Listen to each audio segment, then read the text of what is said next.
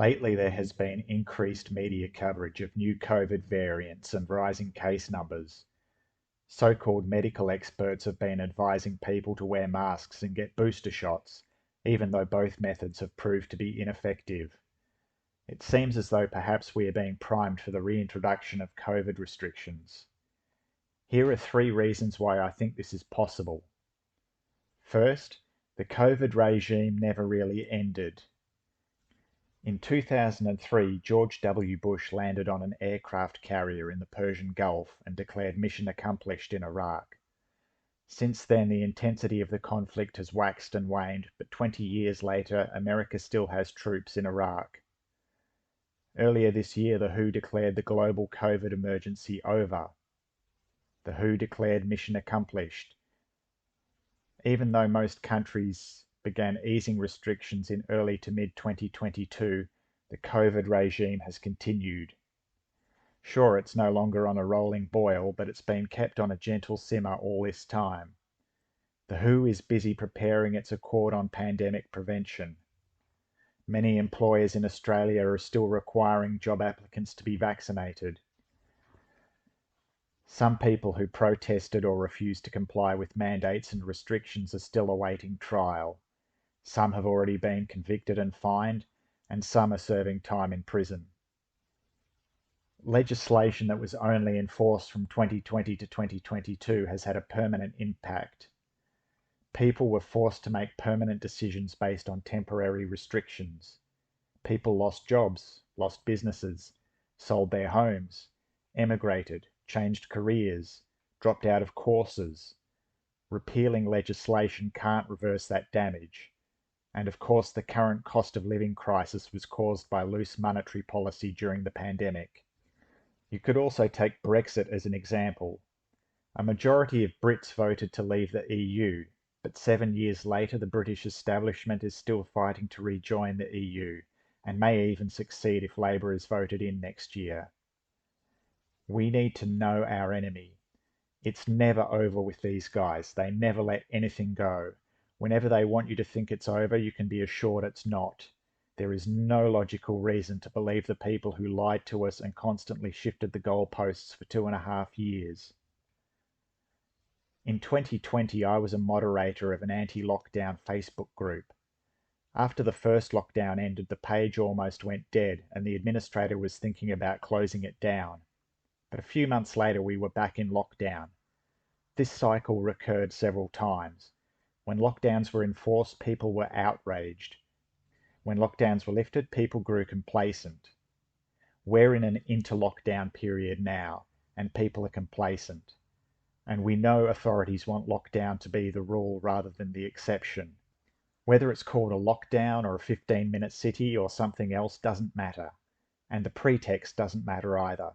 Whether it's a new strain of COVID or a new strain of flu or another disease altogether, or whether it's climate change or a natural disaster, or the threat of a nuclear attack or an alien invasion, or the threat of a terrorist attack, the pretext is just a placeholder.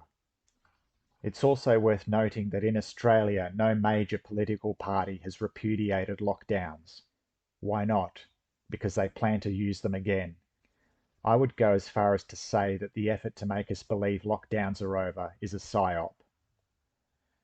My second point is, I've heard a lot of people say they wouldn't get away with bringing back lockdowns. People wouldn't stand for it.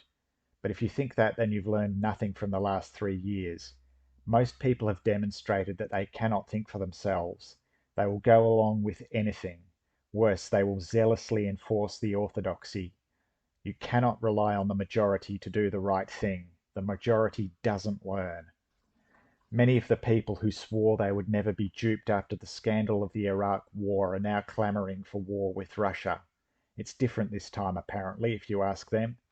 The war in Ukraine is proof that the establishment can recycle the same propaganda and censorship techniques and get away with it. You can also look at China. China was the first country to introduce lockdowns in 2020, but within a few months they lifted lockdowns and lived relatively free of restrictions for about 2 years.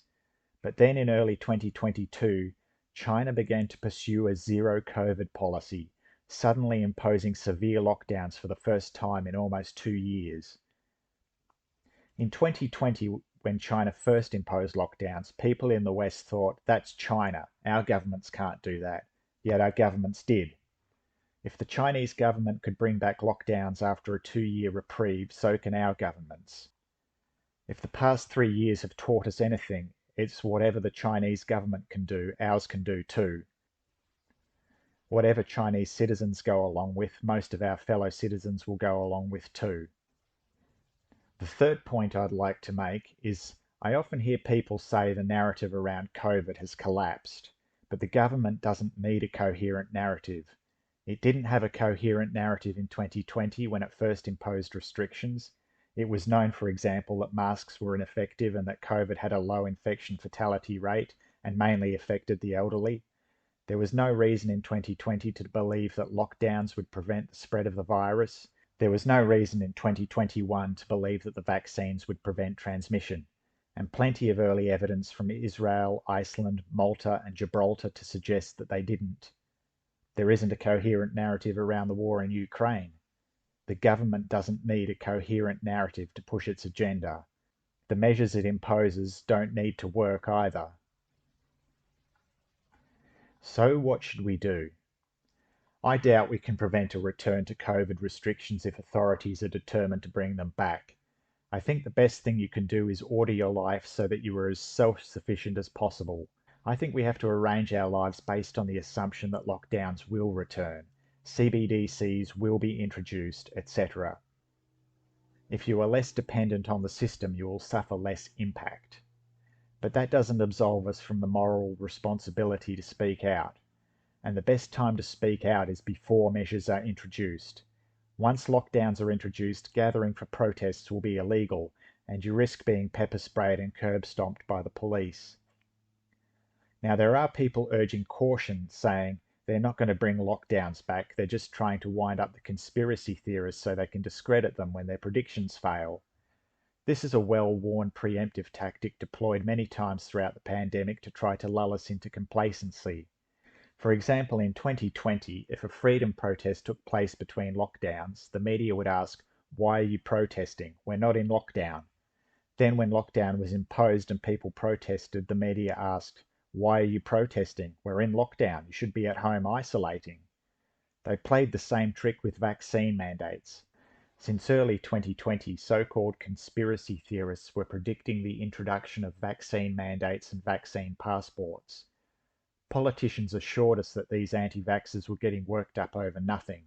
There were no plans to introduce vaccine mandates. Vaccines hadn't even been developed yet, so it was wild speculation. Then in 2021, the vaccine was rolled out, and the federal government introduced legislation requiring everyone who received a COVID vaccine to be registered with the Australian Immunisation Register. This legislation didn't make vaccination mandatory, politicians assured us. It only made registration of vaccination mandatory. A few months later, predictably, the states introduced vaccine mandates. The idea that we should wait until measures are in place is absurd. By then it's too late. We need to be preemptive rather than reactive, and we mustn't be ashamed to make predictions. Life is all about anticipating the next move of potential adversaries. It would be very convenient for our adversaries if we just stopped making predictions and passively waited until it was too late to scupper their plans. Be very suspicious of anyone who wants you to do nothing, who advises inaction. I don't care if all of this is a ploy. If they are trying to bait us, they had better believe we will bite. They shouldn't even float the idea of returning to lockdowns. It's reprehensible. Any such suggestion should be met with the strongest objection. This is not something they can tease us with. I'm under no illusion that we live in a functioning democracy, but I think the first practical thing we can do is write to our local representatives at every level of government. Right now, before measures are introduced and they are too busy to respond due to the high volume of correspondence. If you live in Australia, it is important to write to your federal MPs and senators as well. If they try to fob you off and claim that lockdowns are a state matter, remind them how the states could not have imposed such harsh lockdowns for so long without support from the federal government. Remind them that the federal government subsidised lockdowns through schemes such as JobKeeper. The federal government purchased vaccines and made the registration of COVID vaccinations mandatory, which enabled the states to impose vax passes. The federal government engaged in censorship on social media, quashing the voices of those who spoke out against the measures the states were taking. The federal government imposed hotel quarantine and built quarantine camps. The federal government prevented people from entering and leaving the country. The federal government provided ADF personnel to enforce state lockdowns. The federal government discussed policy with state leaders in national cabinet meetings, and so on. There were also federal level mask and vaccination requirements.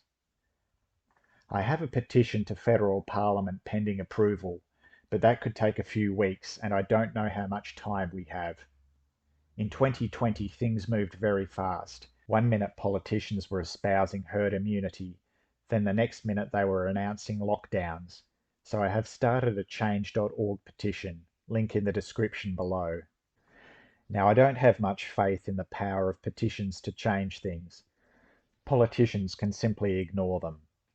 But if we have any chance to change the course of things, it is by making a noise now, and hopefully some among the sleeping masses might hear the noise. We need to use whatever avenues are available, and we need to rob the government of excuses. If they reintroduce restrictions after being petitioned and bombarded with emails, then they can't plead ignorance. I know some people don't like change.org. It supports mainly left-leaning causes. I understand if you have privacy concerns. Everyone needs to decide for themselves what risks they're willing to take. You need to pick your battles. Personally, preventing a return to lockdowns is a hill I'm willing to die on. If you live in Australia, I invite you to sign the change.org petition, and if you live overseas, perhaps you could start a petition in your own country. I'd like to emphasize that I only used change.org because I have a sense of urgency about this. Speaking out does put us at a certain degree of risk, but if opposing tyranny is a crime, I want there to be enough evidence to convict me. How about you? If you enjoyed this video, please like, subscribe, and share.